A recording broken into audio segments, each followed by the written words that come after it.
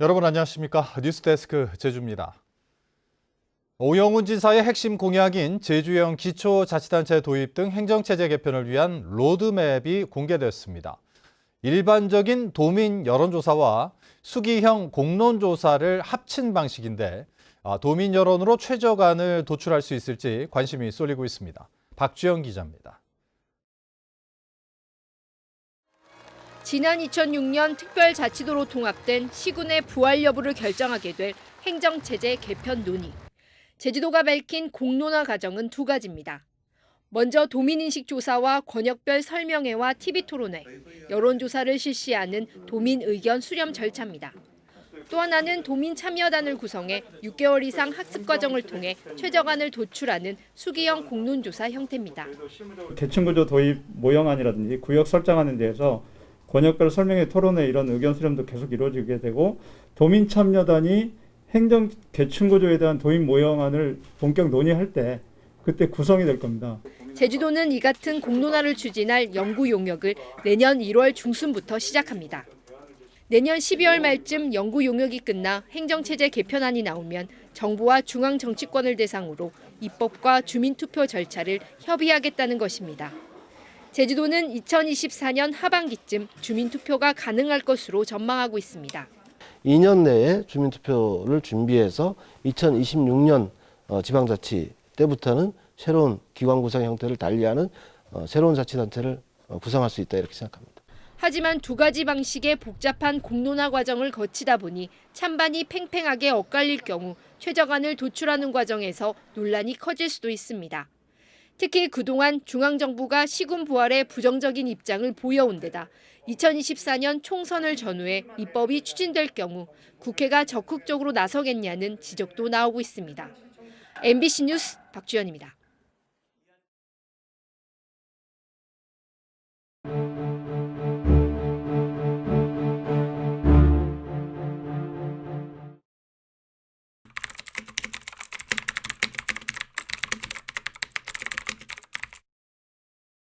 모두 농사를 짓거나 또는 선생님으로 재직하거나 하던 평범한 양민들이었습니다.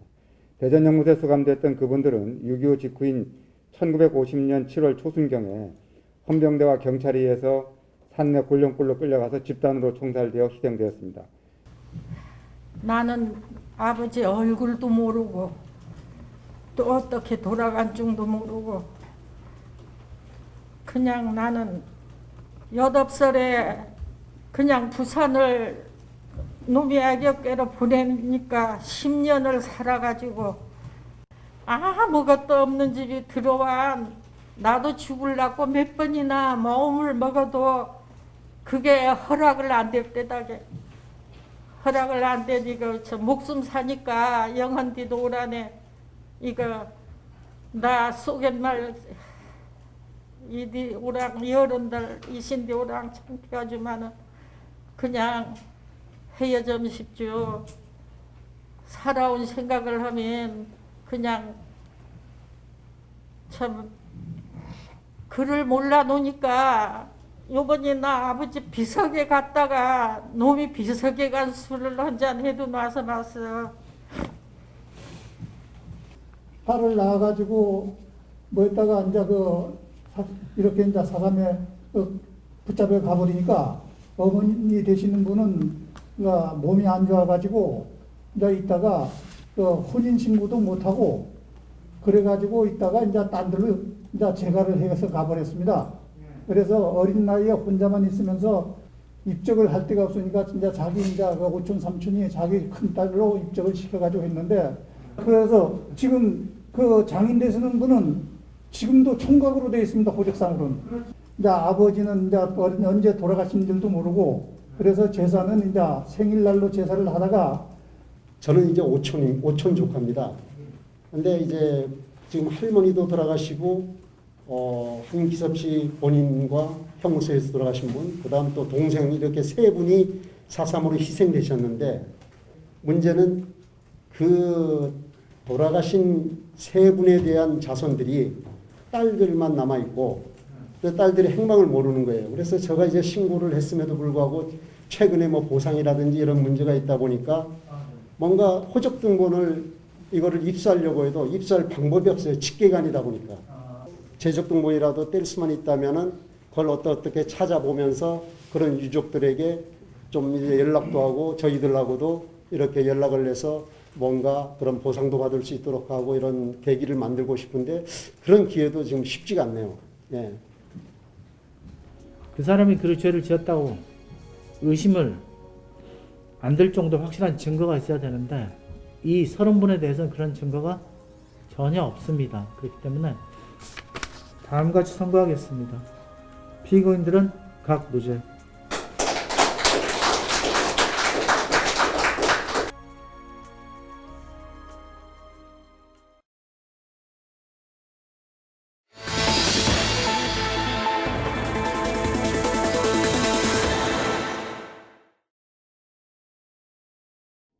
전국적으로 스타트업이 늘어나면서 이 소프트웨어 개발자를 모셔가려는 인재 영입 경쟁이 치열한데요. 하지만 전문 인력들이 대부분 수도권을 선호하다 보니 제주 지역 기업들은 채용이 쉽지 않습니다. 어떤 대책이 필요한지 송원일 기자가 보도합니다. 게임에 흥미로운 장치들을 적용해 언어를 배우는 모바일 앱 개발업체. 이 업체 직원들은 수시로 화상회의를 열어 업무를 진행해야 합니다. 직원 9명 가운데 5명은 제주 본사에서 4명은 서울 사무소에서 근무하기 때문입니다. 제주에서는 구하기 어려운 소프트웨어 개발 전문 인력을 서울에서 채용하다 보니 빚어진 일입니다. 화상이나 이런 게 잘 구축이 돼 있다고 하더라도 만나서 좀 이렇게 얘기해야 되는 부분도 있고 어쨌든 서울에 가거나 아니면 제주도로 오거나 비행기를 타고 움직이는 그 시간이 굉장히 좀 시간과 비용이 많이 들거든요. 이 때문에 제주 지역 내에서 인재를 키울 수 있도록 대학 교육과정 개편과 제주도 차원의 인재 양성이 시급한 상황.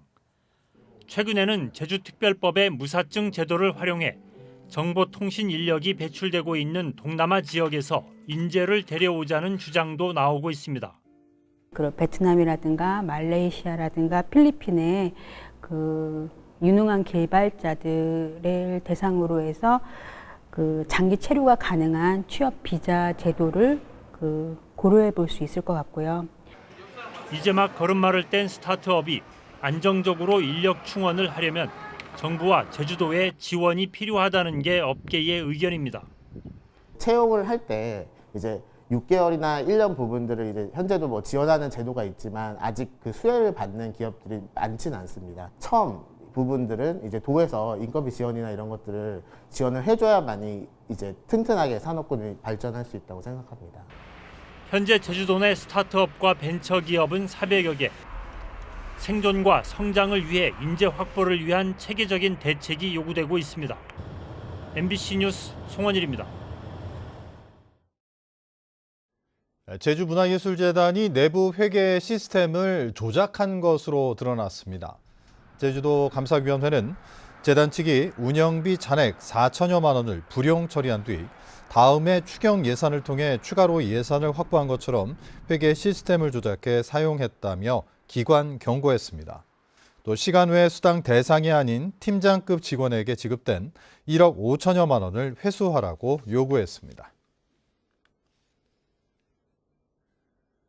송악산 개발 사업을 추진했던 중국계 기업인 신해원이 제주도를 상대로 행정소송을 제기했습니다.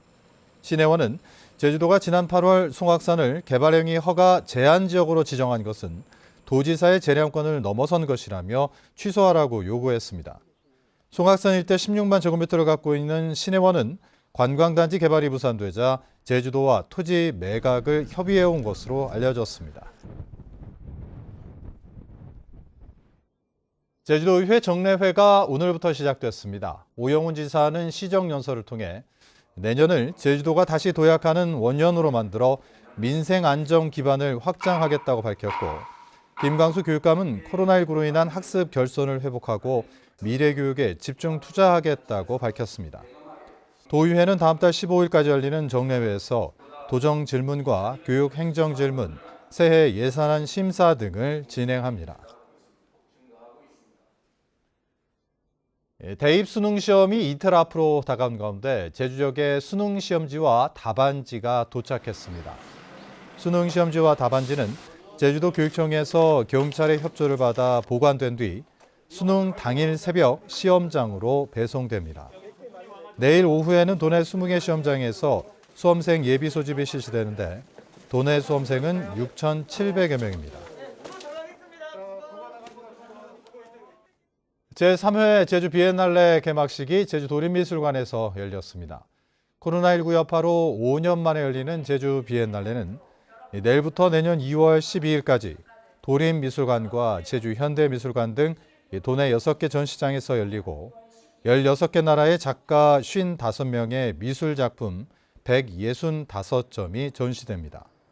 또 국제 큐레이터 토크와 가상현실 체험, 가족 체험 프로그램 등도 진행됩니다. 내년부터 제주 북부광역 환경관리센터 소각장이 폐쇄되면서 해고 위기에 몰린 노동자들이 제주도 인권위원회에 진정을 제기했습니다.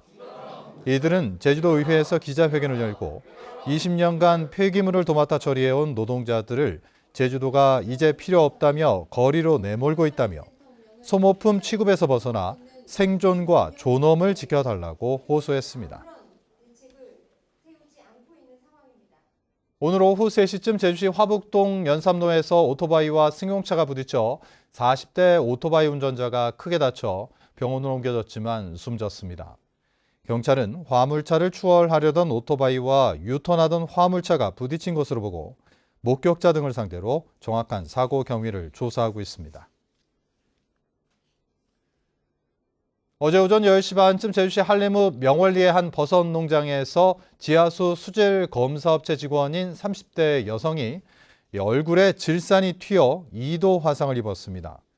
경찰은 지하수 금속 분석에 쓰이는 튜브로 된 질산 용기가 터지면서 사고가 난 것으로 보고 정확한 사고 경위를 조사하고 있습니다.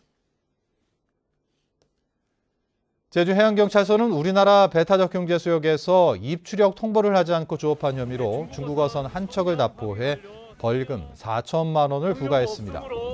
이 어선은 어젯밤 11시쯤 제주시 차기도 남서쪽 122km 해상에서 붙잡혔는데 지난달 우리 해역에 들어온 뒤 출형 내역을 신고하지 않고 어업 활동을 한 혐의를 받고 있습니다. 뉴스데스크 제주를 마칩니다. 시청해주신 여러분 고맙습니다.